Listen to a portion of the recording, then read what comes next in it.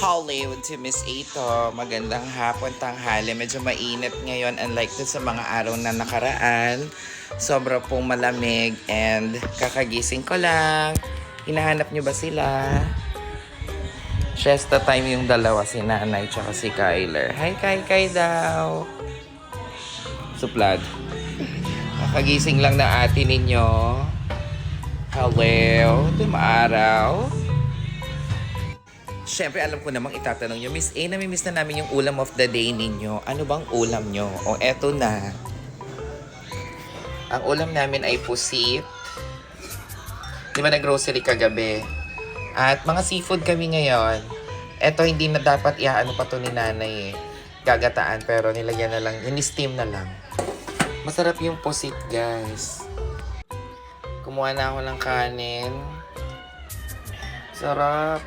Actually, may ulam pa kami dito. Ito yung natirang manok. Kuha tayo mga isa lang. Kasi masarap yan eh. Kain tayo mga ate. Sarap.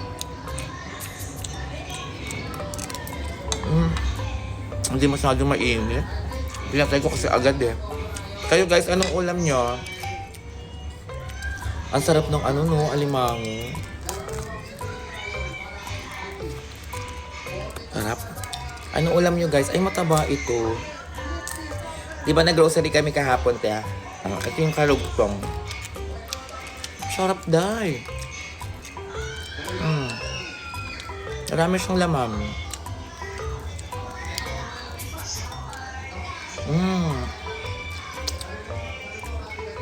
Guys, kaya ko umubos ng marami nito. Maraming sarap.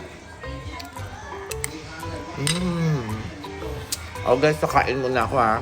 Anong ulam ninyo? Comment na kayo. Ito yung ulam namin ha. Pusit tsaka alimango. Yun lang. Kain kayo.